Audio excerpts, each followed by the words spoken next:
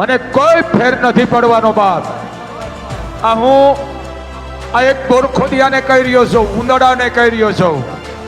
બાપુ તો કાયમ માટે બોલવાના છે. કોઈની માની ઓકાત નથી કે બાપુને કોઈ દીકરો ઝુકાવી શકે. હું જાહેરમાં કહું છું બાપ, જેટલું તમારે ધોળા કરો એટલા દીકરાઓ મારા કરી લેજો. પણ આ વડવાળીની જેથી તમારી ઉપર લાઠી પડી છે ને તેથી અહીંયા મોઢામાં પગરખા લઈને તમારા બાપને કહેવા આવવું પડી છે, બાપુ અમે તમારા ગુનેગાર છે. એક જાણો તો હવારમાં આવીને પગે લાગી ગયો છે, કારણ કે ચારણ સૌ નામ નથી દેતો, લાગી ગયો છે બાપુ મને માફ કરો, ભૂગી ગઈ છે રાતે. પણ એટલું ધ્યાન રાખજો, વાતું કરવા વાળા તમારી દીકરી છે, માં છે, બેન છે. ધ્યાન રાખજો, આનો શબ્દ તમારા ઘરમાં આવવાનો સમજી લેજો. જેને જેને ટીકા કરી છે એને મોગલની રાખ ફરી ગઈ છે. કબરાવ મોગલધામ છેલ્લા એક અઠવાડિયાથી ખૂબ ચર્ચાનો વિષય, અને આ વિષય બાપુ જેના મહંત એટલે કે સામત દાન ગઢવીની દીકરી રાજલ ગઢવીએ કરેલા લવ મેરેજની ઘટનાને લઈને ખૂબ ચર્ચામાં રહી. બંને લવ મેરેજ કરવાની વાત મીડિયા સમક્ષ આવી, તે પછી આ ખૂબ ચર્ચાનો વિષય બની અને લવ મેરેજ તેમની દીકરીએ પોતાની મરજીથી કર્યા હોય તે રીતના ફોટો પણ વાયરલ થયા. ફોટો વાયરલ થતાની સાથે જ ખળભળાટ મચી ગયો. પણ હાલ જે વાત કરવી છે કે અત્યાર સુધી ચૂપ એવા મણિધર મોગલધામના મહંત ઘણી વખત ગુજરાતની કોઈને કોઈ ઘટનાને લઈને ચર્ચાઓમાં રહેતા હોય છે, પોતાના નિવેદનથી ચર્ચાઓમાં રહેતા હોય છે. પોતાની જ દીકરીની આટલી બધી ચર્ચાઓને લઈને હવે બાપુ ખુદ મેદાને આવ્યા છે અને વિરોધીઓને પડકાર ફેંકતા તેમણે કહ્યું છે કે આવી ઘટના તમારા ઘરની અંદર પણ બની શકે છે અને જે લોકો આને ખોટી રીતે કે આને બદનામ કરવાની વાત કરી રહ્યા છે તેવા લોકોને મણિધર મોગલધામ આનો જવાબ આપશે. આવી રીતના બાપુએ આજે પોતાની એક ઓફિશિયલ વેબસાઇટ એટલે કે મોગલધામ કબરાવની જે ઓફિશિયલ યુટ્યુબ ચેનલ છે તેની ઉપર જે રીતે રોજબરોજ પોતાના અનેક પ્રવચનોથી પ્રખ્યાત રહેતા હોય છે તેવા બાપુએ આજે પોતાની જ ઘટનાને લઈને એક વિડીયો જાહેર કર્યો છે. અને વિડીયો જાહેર કરતાં તેમણે અનેક લોકોને પડકાર ફેંકતા કહ્યું છે. તો શું કહ્યું મણિધર મોગલધામના મહંતે પોતાની દીકરી સાથે જે બનેલી ઘટનાને લઈને તે પણ એકવાર સાંભળો. મને કોઈ ફેર નથી પડવાનો બાપ. આ હું આ એક બોરખોડિયાને કહી રહ્યો છું, ઉંદડાને કહી રહ્યો છું. બાપુ તો કાયમ માટે બોલવાના છે. કોઈની માની ઓકાત નથી કે બાપુને કોઈ દીકરો ઝુકાવી શકે. હું જાહેરમાં કહું છું બાપ. શું કામ કે જેની માં મોગલ હોય વાતું કરવા વાળા ભલે કરતા હોય બાપડા, પણ એટલું ધ્યાન રાખજો, તમારી વાતું કરવાથી બાપુને તાકાત હતી પણ હવે વધારે મળી ગઈ છે. શું કામ કે નિંદામણ ઉગે એટલે એની ઉપર રાહ પાલે છે મોગલની. એમ જેટલું તમારે ધોળા કરો એટલા દીકરાઓ મારા કરી લેજો. પણ આ વડવાળીની જેથી તમારી ઉપર લાઠી પડી છે ને તેથી અહીંયા મોઢામાં પગરખા લઈને તમારા બાપને કહેવા આવવું પડી છે, બાપુ અમે તમારા ગુનેગાર છે.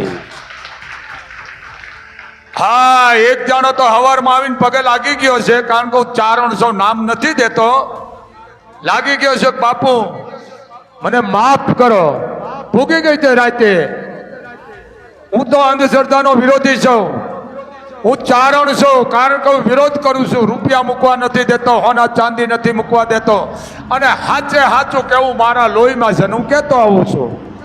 મને કોઈ ફરક પડવાનો નથી બાપ, કારણ કે 18 વર્ષની દીકરીઓ મારી રાજબાઈઓ છે. એટલી વાતમાં સમજી લેજો તમે. કોઈ પણ વર્ષની હોય, પણ જે આ વાતું કરતા એની જરૂર છે. જો આવા નહીં હોય તો પછી હારાની કિંમત ક્યાંથી થાય છે. પણ એટલું ધ્યાન રાખજો, વાતું કરવા વાળા તમારી દીકરી છે, માં છે, બેન છે. ધ્યાન રાખજો, આનો શબ્દ તમારા ઘરમાં આવવાનો સમજી લેજો. જેને જેને ટીકા કરી છે એને મોગલની રાખ ફરી ગઈ છે. તમારામાં હિંમત હોય, ઓકાત હોય તો બાપુ સામે નજર મિલાવીને વાત કરો. બાકી તો હવે વાહે ચિંતો બધા વાતું કરે એ તો કાગડાથી મને કોઈ ફરક નથી પડવાનો. કારણ હંસ છે, હંસ ગોદી એની હાલ ન સુધરે બાપ. હંસ એ હંમેશા હંસ જ છે. એમ જે કાગડા રૂપી કામ કરી રહ્યા છે એને કહી દઉં છું જાહેરમાં, તમારી ઓકાત હોય તો બાપુ આમાં આવો દીકરાઓ, ખબર પડે તમે કેમ વાત કરી શકો છો બાપુ આમાં. બાકી તમે ગમે તે કરો ને, મને કોઈ ફરક પડવાનો નથી, કોઈ કરતા કોઈ નથી ફરક પડવાનો, સમજી લેજો. કારણ કે હું માનો પરિવાર છું ને, માં મોગલ બેઠી છે.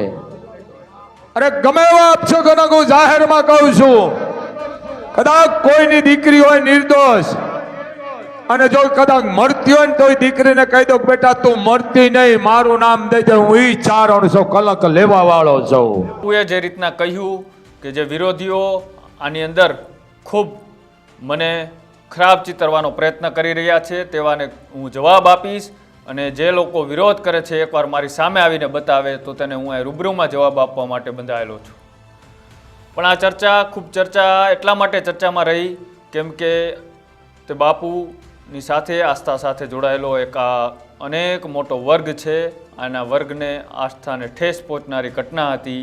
આમ તો ભારતના કાયદાના બંધારણ પ્રમાણે 21 વર્ષ પછી કોઈ પણ દીકરો કે દીકરી પોતાનો આબાદિત અધિકાર જે પ્રમાણે છે તેમની વિચારધારા સાથે કોઈ પણ વ્યક્તિ સાથે મેરેજ કરી શકે છે.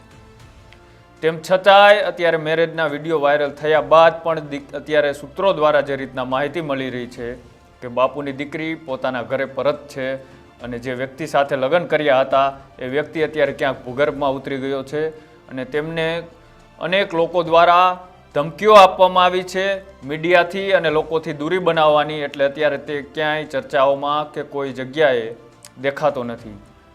પણ આ વસ્તુની પણ અમે સ્પષ્ટતા કરશું, અને જે વ્યક્તિ અત્યારે ક્યાંય ખુલીને નથી આવી રહ્યો તેને લઈને પણ અમે આમનો વિડીયો બનાવીશું, અને અમે એમની માહિતી પણ આપીશું કે અત્યારે તે હાલ ક્યાં છે.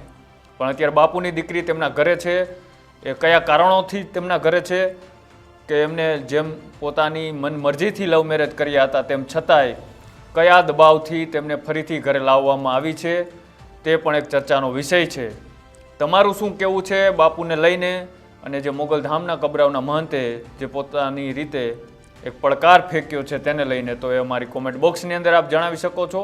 અને આવી જ અવનવી સ્ટોરી જોવા માટે અમારી યુટ્યુબ ચેનલ ન્યૂઝ રૂમને આજે જ લાઈક કરો, શેર કરો અને સબસ્ક્રાઈબ કરો. નમસ્કાર.